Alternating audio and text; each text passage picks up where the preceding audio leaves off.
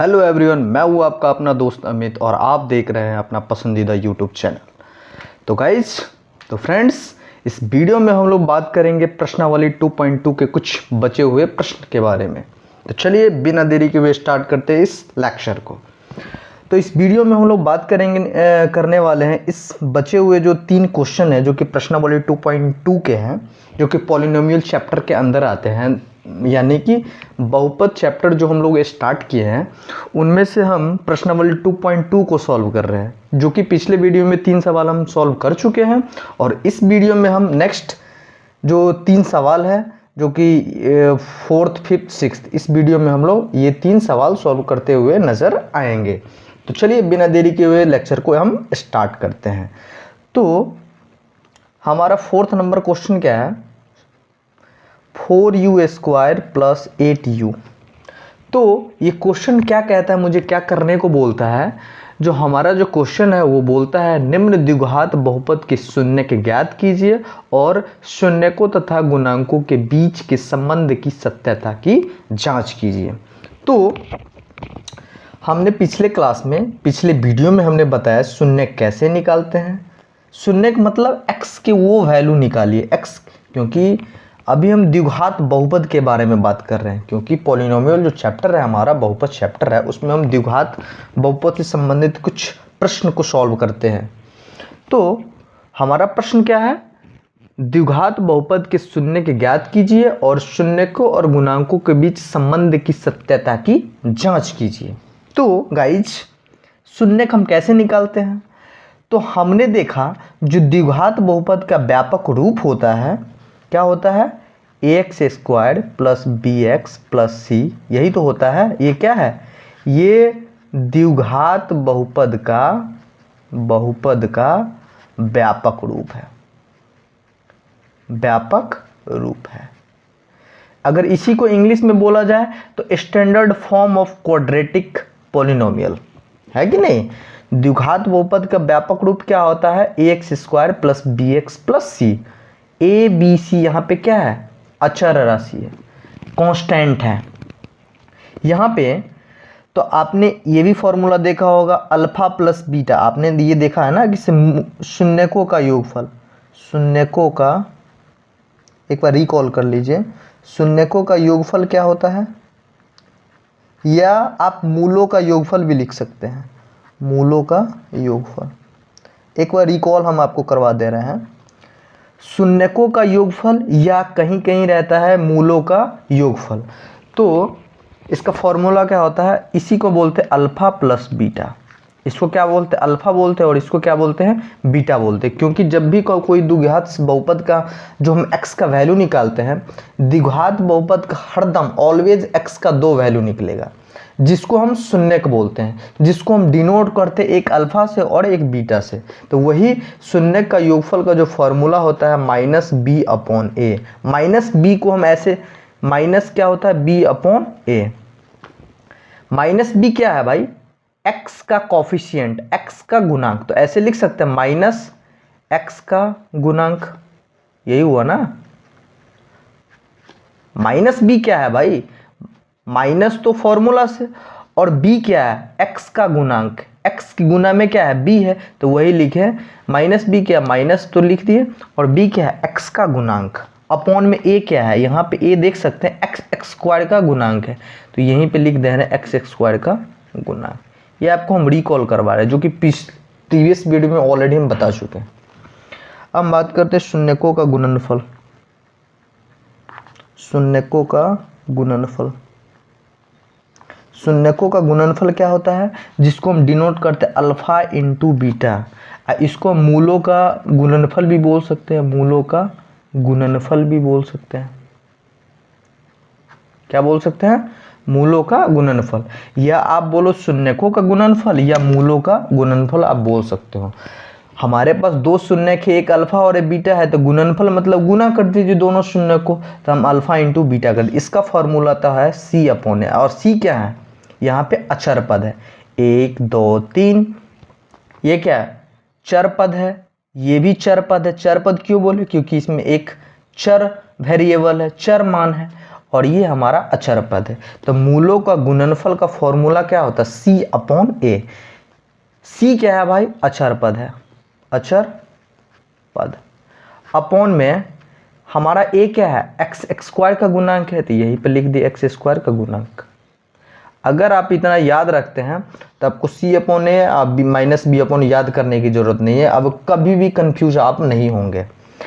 तो शून्यकों का योगफल क्या होगा, माइनस बी अपॉन ए, और बी क्या है, एक्स का गुणांक, और माइनस है तो माइनस यहाँ पर लिख दे। अपॉन में क्या होता है, एक्स स्क्वायर का गुणांक, एक्स स्क्वायर का गुणांक क्या है, ए है। तो इस यहीं से ये वाला फॉर्मूला ड्राइव हुआ। तो आई होप यहाँ तक समझ गए होंगे। अब जो हमारा क्वेश्चन है 4u स्क्वायर प्लस 8u, क्या ये द्विघात बहुपद है? बिल्कुल है। क्यों है भाई? क्योंकि हम घात कितना देखते हैं, मैक्सिमम घात कितना है, 2 है, तो ये द्विघात बहुपद है। तो इसका हम शून्य कैसे निकालेंगे? जब भी कभी भी आपको शून्य का निकालना हो तो हम इसके इक्वल में 0 कर देते हैं। 4u square plus 8u equal to में 0। जब भी आपको कभी शून्य का निकालना हो या मूल निकालना हो तो आप जो दिए गए जो द्विघात बहुपद होते हैं उसके इक्वल में आप 0 लिख दीजिए। अब हम सॉल्व करते हैं। अब देखते हैं इसमें क्या कॉमन है। कॉमन मतलब ऐसी संख्या निकाले जो दोनों में प्रेजेंट हो, दोनों में उपस्थित हो। क्या u दोनों में प्रेजेंट है? क्या u दोनों में उपस्थित है? तो u, और हम देख सकते हैं 4 से दोनों टर्म कट रहे हैं। नहीं भी आप ले सकते हैं, ले भी सकते हैं। तो 4 से भी दोनों चीज़ कट रहे हैं। आप बताइएगा सर 2 से भी तो कट रहे हैं। हाँ ऑब्वियसली सी बात, 2 से भी कट रहे हैं, 4 से भी कट रहे हैं। तब कुछ भी ले सकते हो, या तो नहीं तो आप u ही कॉमन ले लो। u अगर हम कॉमन ले लेते हैं सबका आंसर एक ही आएगा। चलिए हम देख लेते हैं बारी बारी से। अगर हम इस दोनों में u कॉमन लेते हैं तो इसमें बच गया क्या, 4, और एक u कॉमन ले ली, इसमें u स्क्वायर है, तब बचा कितना, एक u बच गया। तभी तो 4u को अगर u से मल्टीप्लाई करेंगे यानी कि गुना करेंगे तो 4u स्क्वायर होगा। प्लस का साइन है तो प्लस का साइन लिख देंगे, और u में अगर 8 से मल्टीप्लाई करेंगे तभी तो हमारा 8u होगा, है कि नहीं दोस्तों। और इक्वल टू 0 है तो 0 लिख दिए। अब क्या होगा, अब शून्य कैसे निकालेंगे, एक बाहर वाला लेते हैं, तो अब मल्टीप्लाई में है तो एक जगह हम ये लिखते हैं u इक्वल टू 0, क्योंकि u इक्वल टू 0 हो गया, और एक होगा 4u प्लस 8 इक्वल टू 0। इसका लॉजिक क्या है पता है दोस्तों? लॉजिक बहुत सारे हम क्वेश्चन में देखे हैं, बहुत सारे चैनल पे, कि इससे ओनली फॉर इक्वल टू 0 कर दे। इसके पीछे एक लॉजिक है। ये क्या है भाई, ये दोनों गुना है, और इसका लॉजिक इक्वल टू 0 इसलिए लिखे क्योंकि ये दोनों जो हमारा पद है जिसको हम टर्म बोलते हैं इक्वल टू 0 है। तो अब हम बात करेंगे हम 0 क्यों लिखें। क्यों लिखें, इसलिए लिखें क्योंकि या तो अगर u 0 होगा तभी दोनों टर्म 0 हो सकता है। अगर सपोज u 0 लिख दिए, हमको क्या करना है, 0 पुराना है कि नहीं। तो अगर u का वैल्यू अगर 0 हो गया तो 0 को इससे गुना करने पर तब पर भी तो रिजल्ट 0 ही आएगा, तो इसलिए हम u का वैल्यू 0 दिया। अगर u का वैल्यू कुछ भी हो, सपोज अगर u का वैल्यू कुछ भी हो और इस ब्रैकेट का वैल्यू अगर 0 हो तब पर भी u का वैल्यू सपोज कुछ भी हो, 500 200 300 कुछ भी हो, अगर इस ब्रैकेट का वैल्यू अगर 0 हो गया तब पर भी तो 0 को किसी भी संख्या से गुना करने पर 0 आ जाएगा। तो इसीलिए हम पॉसिबिलिटी लिखे या तो u 0 हो जाए या तो ये दोनों, ये जो टर्म है ये इक्वल टू 0 हो जाए। तो इस केस में हमारा जो रिजल्ट आएगा वो 0 आएगा, इसलिए हम ऐसा लिखते हैं। तो अब हम u का वैल्यू कितना हो गया, 0 आ गया, और 4u का वैल्यू कितना हो गया, अगर 8 इस साइड जाएगा, राइट हैंड साइड जाएगा, तो 0 माइनस 8 होगा, 0 माइनस 8। तो एक u का वैल्यू तो 0 निकल ही गया, एक u का वैल्यू निकल गया -8। तो अब u का वैल्यू कितना निकलेगा, -8/4। 4 एकम 4 और 4 दूना 8। तो हमारे पास u का कितना वैल्यू निकल गया, एक 0, और एक u का वैल्यू कितना निकल गया, -2। तो जब भी कभी द्विघात बहुपद को आप सॉल्व करते हैं तो 2 वैल्यू निकलता है। कितने वैल्यू निकलते हैं, 2 वैल्यू निकलते हैं, आप देख सकते हैं।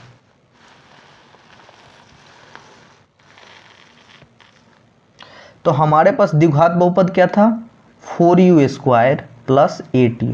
तो इसके 2 शून्य कौन कौन सा निकला, एक निकला 0 और एक निकला -2, यही तो निकला। तो हम जब दो शून्य के निकले, जब दो मूल निकले, शून्य की भी बोल सकते हो आप और मूल भी बोल सकते हो, तो इसको हम अल्फा से डिनोट कर देते हैं और इसको हम बीटा से डिनोट कर देते हैं। क्यों? क्योंकि स्टैंडर्ड फॉर्म है। हम बहुपद के शून्य को अल्फा से डिनोट करते हैं और बीटा से डिनोट करते हैं। किसी को भी आप अल्फा मान सकते हो और किसी को आप बीटा मान सकते हो। तो आप लिख सकते हो जहां अल्फा इजकल टू 0 है और बीटा इजकल टू -2 है। अब हम संबंध की सत्यता की जांच करते हैं। अब आप लिखेंगे जांच। हम जांच कैसे करेंगे? क्योंकि आपको पता है जांच क्वेश्चन क्या बोलता है, शून्यकों तथा गुणांकों के बीच संबंध की सत्यता की जांच कीजिए। तो जांच किसका कर रहे हैं?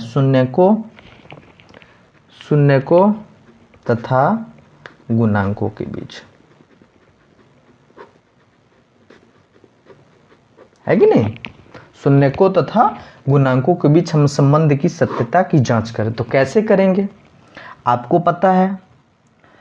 तो शून्यक कौन कौन सा हुआ? एक अल्फा हुआ, एक बीटा हुआ। तो आपको पता है शून्यकों का योगफल, शून्यकों का योगफल इक्वल टू में क्या होता है? अल्फा प्लस बीटा, जिसको हम बोलते हैं योगफल, मतलब जोड़ दो, दोनों शून्य को जोड़ दो। तो अल्फा प्लस बीटा का फॉर्मूला क्या होता है? माइनस में एक्स का गुणांक अपॉन में एक्स स्क्वायर का गुणांक। यही होता है कि दूसरा होता है? आप बताओ, है कि नहीं? तो अब alpha plus beta equal to में लिख सकते हैं माइनस एक्स का गुणांक। तो अब बोलोगे सर इसमें एक्स तो है ही नहीं। है? नहीं है भाई। तो इसमें वेरिएबल क्या है? u है ना। तो अब हम u का गुणांक देखेंगे। तो u का गुणांक कितना हुआ? 8 हुआ। तो 8 लिख दिए, माइनस तो सूत्र से, तो -8 लिख दिए। और एक्स स्क्वायर का गुणांक, तो यहाँ पे वेरिएबल क्या है? u है। तो u स्क्वायर का गुणांक कितना हुआ? 4 है। तो लिख दिए 4। तब अल्फा प्लस बीटा का मान कितना हो गया? सॉरी 4 एकम 4, ऐसे आप लिख सकते हो ना अल्फा। और alpha plus beta equal to क्या होता है? माइनस एक्स का गुणांक अपॉन में एक्स स्क्वायर का गुणांक, माइनस प्रश्न सूत्र से। और यहाँ पे वेरिएबल क्या है? u है। तो u का गुणांक क्या है? +8 है। तो +8 अपॉन 4। अब हम संबंध शून्याकों और गुणांकों के बीच संबंध की सत्यता की जांच कर रहे हैं। उसके लिए हम अल्फा का वैल्यू कितना निकला? 0, जो शून्य का निकला। तो 0 अब प्लस बीटा का वैल्यू कितना निकला? -2। तो -2 इक्वल टू में -8 अपॉन 4। तो 0 प्लस माइनस -2 इक्वल टू में -8 अपॉन 4 को अगर काटेंगे तो क्या होगा? 2। तो -2 आ गया। तो अब 0 में 2 घटेगा तो -2 इक्वल टू में -2। तो आप देख सकते हैं यहाँ पे LHS इक्वल टू RHS। ये तो हुआ आपके शून्यकों का योगफल के बीच आप टेस्ट कर दिए, है कि नहीं? अरे आपको दिख नहीं रहा है भाई।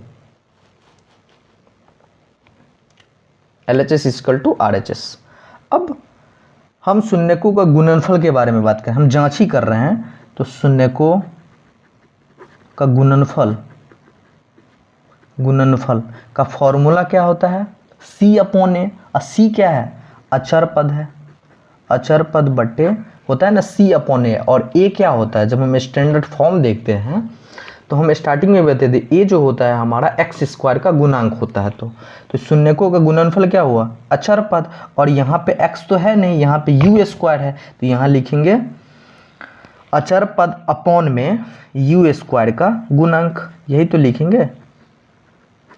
अब शून्यकों का गुणनफल, जिसको हम अल्फा इंटू बीटा बोलते हैं, है कि नहीं? तो अल्फा का वैल्यू कितना निकला? अल्फा का वैल्यू 0 हम मान लिए थे, है कि नहीं? यहाँ आप देख लीजिए ना भाई, जहाँ अल्फा इक्वल टू 0 और बीटा इक्वल टू -2। तो और बीटा का वैल्यू कितना हो? -2 इक्वल टू अचर पद। इसमें कितना हो गया? अचर पद। इसमें अचर पद तो कुछ है ही नहीं। जब कुछ नहीं है तो आप 0 मान लोगे। क्या मान लोगे? 0। तो 0 अपॉन में u स्क्वायर का गुणांक कितना हुआ? अब u स्क्वायर का गुणांक कितना है? u स्क्वायर का गुणांक कितना है? 4 है। तो अपॉन में 4। अब 0 को -2 से मल्टीप्लाई करेंगे तो क्या होगा? 0 इक्वल टू, जब 0 ऊपर हो और जब 4 से अगर 0 में भाग देंगे तो कितना होगा? 0 होगा। तो यहाँ पे भी LHS इक्वल टू RHS हो गया। तो ये रहा हमारा संबंध की सत्यता की जांच। अब जो हमारा नेक्स्ट क्वेश्चन है t² माइनस 15, तो इसका हम शून्य कैसे निकालेंगे? अभी हम कुछ देर पहले बताए, जब आपको कभी भी द्विघात बहुपद का शून्य निकालना हो या मूल निकालना हो तो उसके इक्वल में आप 0 कर दीजिए। तो क्या लिखेंगे? t² माइनस 15 इक्वल टू में 0, यही तो लिखेंगे। तो अब ये दोनों चर पद है, ये सॉरी अचर पद है, तो इसको एक जगह लिख देंगे। t² इक्वल टू ऐसे लिख सकते हैं 0, माइनस इस साइड जाएगा तो प्लस 15 हो जाएगा। तो t² का वैल्यू कितना हुआ? 15। अभी हम कुछ देर पहले बताएं, कोई भी द्विघात बहुपद हो उसके दो वैल्यू निकलते हैं। तो क्या यह द्विघात बहुपद है? बिल्कुल है। क्यों है भाई? क्योंकि इसकी मैक्सिमम घात 2 है। आप देख सकते हैं इस क्वेश्चन में घात कितनी है? 2 है। तो जहां कहीं भी आप देखिए मैक्सिमम घात अगर 2 है तो उसको आप बोल सकते हैं द्विघात बहुपद। तो इसमें भी तो t का वैल्यू, t का जो घात है मैक्सिमम 2 ही है, क्योंकि इस एक्सप्रेशन में अब तो t का घात नहीं है कहीं, तो यहाँ पे जो मैक्सिमम घात है, t का जो घात है मैक्सिमम वो 2 है, तो इसको हम द्विघात बहुपद बोल सकते हैं। जब भी अभी कभी शून्य का आपको निकालना हो तो इसके इक्वल में आप 0 कर दीजिए। तो हम 0 कर दिए, तो इसको अचर पद को हम एक साइड रख दिए, तो अब का वैल्यू क्या आएगा? t² इक्वल टू 15 लिख सकते हैं। अब यहाँ से t का वैल्यू कैसे लिखेंगे? Plus minus root under 15। क्या लिखेंगे? Plus minus root under 15। ऐसा क्यों लिखेंगे भाई? एक लॉजिक देखिए, अगर x² का वैल्यू 16 है तो x, हम एक एग्जांपल दे रहे हैं, ऐसा हम क्यों लिखें? अगर हम एक एग्जांपल लेते हैं, यदि x² का वैल्यू 16 है तो x के कौन से वैल्यू के कारण ये 16 आ जाएगा? तो ऑब्वियसली सी बात है, जब x² है तो x का 2 वैल्यू ले सकते हैं। या तो अगर हम 4 का भी स्क्वायर करेंगे, अगर हम 4 का भी स्क्वायर करेंगे तब पर भी 16 आ जाएगा। अगर हम -4 का स्क्वायर करेंगे तब पर भी 16 आ जाएगा। तो आप देख सकते हैं ना, किसी x का 2 वैल्यू लिए, एक +4 लिए और एक -4 लिए, तो 16 आ गया। क्वेश्चन क्या था? x² इक्वल टू 16 है, तो x का वैल्यू निकाले। तो x का कौन कौन सा वैल्यू हो सकता है? एक 4 भी हो जाएगा और एक -4 भी हो जाएगा, क्योंकि स्क्वायर करने पर तो माइनस का स्क्वायर करने पर तो कोई फर्क पड़ेगा ही नहीं। तो एक 4 का स्क्वायर किए तब पर भी हमारा 16 आ गया, और एक -4 का स्क्वायर किए तब पर भी हमारा वैल्यू 16 आ गया।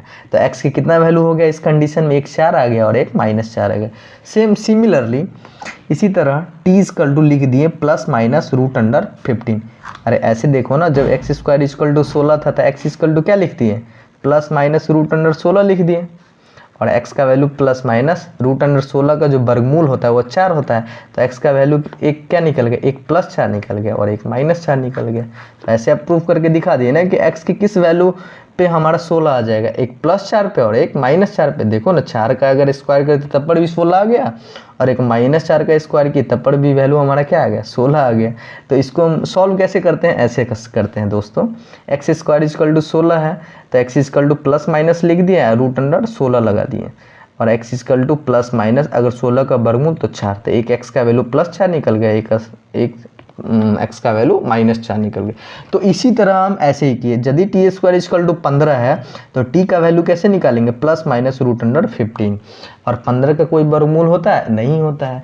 तो t का कितना वैल्यू निकल गया? एक प्लस में रूट अंडर 15 और एक माइनस रूट अंडर 15। तो जब हमारे पास दो शून्य के निकल गए तो इसको हम मान लेते हैं, माना कि द्विघात बहुपद कि जो शून्यक है वो, माना कि द्विघात बहुपद के शून्यक अल्फा और बीटा है। तो अल्फा का वैल्यू कितना हो गया? एक प्लस 15 रूट अंडर 15 मान लीजिए, और एक बीटा का मान माइनस रूट अंडर 15 मान लीजिए। किसी को भी अल्फा मान सकते हैं और किसी को आप बीटा मान सकते हैं। तो अब हम जांच करते हैं। क्या? जांच किसका करेंगे? शून्याङ्कों और गुणांकों के बीच संबंध की सत्यता की हम जांच अब करेंगे। तो अब आपको पता है जो शून्यकों का योग, यहाँ पे हम लिख सकते हैं, यहाँ पे आप लिख लीजिए, अब आपको जांच, अरे यहाँ पे हम जांच कर रहे हैं शून्यकों का योगफल क्या होता है। योगफल जिसको हम अल्फा प्लस बीटा लिख सकते हैं, इक्वल टू क्या होता है, माइनस में x का गुणांक, तो यहाँ पे तो t है कि नहीं, वेरिएबल क्या है t है, तो लिखेंगे t का गुणांक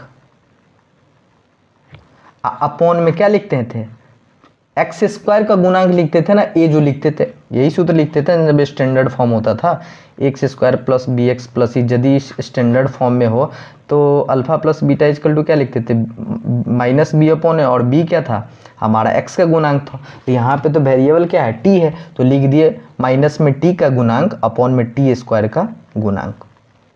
अब आप देखो alpha plus beta equal to minus, और यहाँ पे आप देखो टी है नहीं है भाई, टी स्क्वायर है, तो जब टी नहीं है तो इसको आप जीरो लिख दो, कुछ नहीं है तो मतलब जीरो लिख दो। जीरो क्यों लिखे अभी हम बता रहे हैं। और टी स्क्वायर का गुणांक कितना है, टी स्क्वायर का गुणांक अगर कुछ भी नहीं है तो एक है, यहाँ पे टी स्क्वायर है ना, तो टी स्क्वायर का गुणांक कितना होगा, एक होगा, तो एक लिख दिए। तो हम जीरो क्यों लिखे पता है, यहाँ पे तो टी है ही नहीं, तो इसको हम ऐसे लिख सकते हैं T square minus zero T, plus में जीरो टी लिख दीजिए, ये वाला T square plus zero T, ये वाला माइनस 15, देख सकते हैं, इसको हम ऐसे लिख सकते हैं। अब देख सकते हैं आप, क्योंकि जीरो टी, जीरो में अगर टी से मल्टीप्लाई कर दिए तो क्या होगा भाई, जीरो होगा, और जीरो में किसी भी संख्या को ऐड करने पर कितना होगा, यही चीज़ आ जाएगा। तो अब देख सकते हैं माइनस टी का गुणांक, तो टी का गुणांक कितना हुआ, जीरो हुआ, तो इतना आप समझ लीजिए, अगर टी कुछ भी नहीं है तो आप जीरो लिख दीजिए, जीरो, और टी स्क्वायर का गुणांक कितना है, कुछ 1 है, तो 1 लिख दिया। अल्फा का वैल्यू कितना निकला, प्लस रूट अंडर 15, तो रूट अंडर 15, अब प्लस का साइन है तो प्लस का, और बीटा का value minus root under 15 equal to में माइनस 0 अपॉन 1। अब देख सकते हैं root under 15 plus minus minus root under 15 equal to minus 0 upon a, तो माइनस 0 ही तो होगा भाई, क्योंकि अपॉन में जो हर में ये हुआ अंश और ये हुआ हर, इसको बोलते हैं न्यूमरेटर, इसको बोलते हैं डिनोमिनेटर। तो अगर हर में एक है तो अब ऐसे तो लिख सकते हैं, ऑब्वियसली सी बात है, जब रूट अंडर 15 को घटाएंगे, जब सेम संख्या में से घटाएंगे, देख लीजिए जब सेम और सेम संख्या में से घटाएंगे तो क्या होगा, जीरो ही होगा, इक्वल टू माइनस जीरो बोलिए या जीरो बोलिए, बात तो सेम ही हुआ, तो आप लिख सकते हैं LHS इक्वल टू RHS। तो ये रहा हमारा शून्यकों का योगफल। अब हम गुणनफल के बारे में बात करेंगे, तो अभी तो जांच ही कर रहे हैं ना, तो आपको पता है शून्यकों का गुणनफल, तो शून्यकों का गुणनफल मतलब शून्य को गुना कर दीजिए, और हमारे पास शून्य क्या है, एक अल्फा और एक बीटा है, तो अल्फा इंटू बीटा। हमारा फॉर्मूला क्या आता था, C अपॉन ए, क्या आता था फॉर्मूला, C अपॉन, यही तो होता है C अपॉन ए। तो यहाँ पे हमारा क्वेश्चन क्या था, टी स्क्वायर माइनस 15 था, है कि नहीं, यही तो हमारा क्वेश्चन था।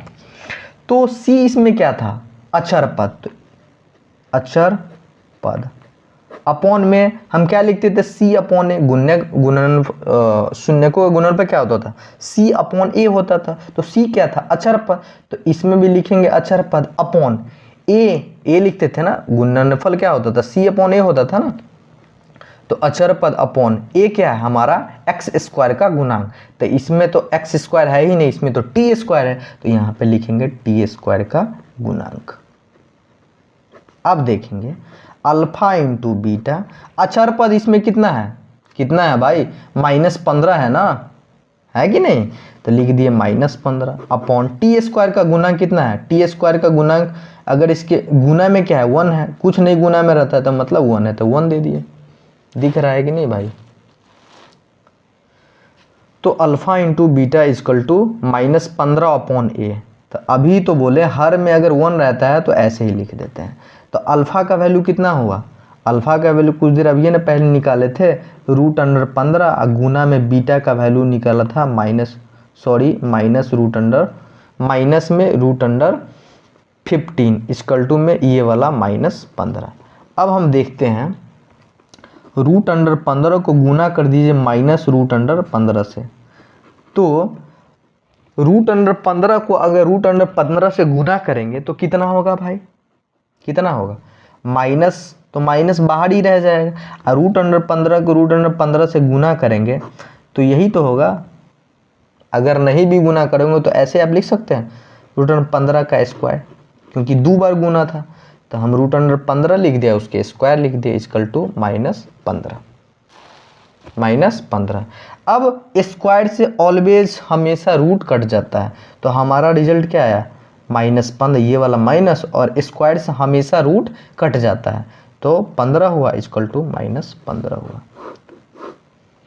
अगर ऐसा नहीं है तो आप ऐसे भी कर सकते थे, कैसे, √15 को गुना करना था √15 से, इक्वल टू में कितना था, -15, तो माइनस का साइन ऐसे लगा दिए, और √15 को √15 से गुना करेंगे तो 225 होगा, इक्वल टू में -15 है, तो माइनस, और 225 का वर्गमूल क्या होता है, 15 होता है, इक्वल टू -15। यहाँ से भी LHS इक्वल टू RHS आ गया। तो इतना करने की ज़रूरत है नहीं है। अगर आपको रूट अंडर में रहे तो आप ऐसे लिख सकते हो, √15 और 2 बार है तो उसके स्क्वायर हो जाएगा, तो स्क्वायर से ऑलवेज हमेशा रूट कट जाता है, तो यहाँ पे भी -15 यहाँ पे भी, तो आप देख सकते हैं LHS इक्वल टू RHS। ये रहा हमारा संबंध की सत्यता की जांच। ये जो रहा नेक्स्ट क्वेश्चन, 3x² - x - 4, तो ये रहा आपका होमवर्क। आप अपने मन से कीजिएगा। अगर आपसे क्वेश्चन में थोड़ा सा भी प्रॉब्लम हो तो आप कमेंट बॉक्स में आप लिख दीजिएगा, सर ये आप बना दीजिए, तो मैं आपको फिर से ये वाला बना के आपको वीडियो अपलोड कर, नहीं तो आप डायरेक्ट टेक्स्ट कर सकते हैं मुझे, और जीमेल पे आप मुझे भेज सकते हैं। ये रहा हमारा जीमेल, rxthakur@gmail.com। आप यहाँ पे भी आप पूछ सकते हैं, नहीं तो आप डायरेक्टली कमेंट बॉक्स में। ये रहा आपका होमवर्क, जो कि हमारा 6 नंबर क्वेश्चन है, 1 का 6, जो कि प्रश्नावली 2.2 का है।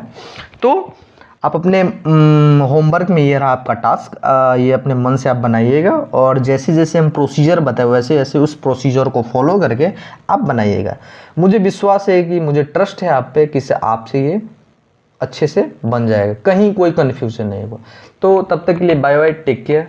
सो गाइज, अगर ये वीडियो समझ में आया हो तो प्लीज़ लाइक कीजिए, सब्सक्राइब कीजिए, और हाँ, अपने दोस्तों के साथ शेयर ज़रूर कीजिए। Thank you for watching this video.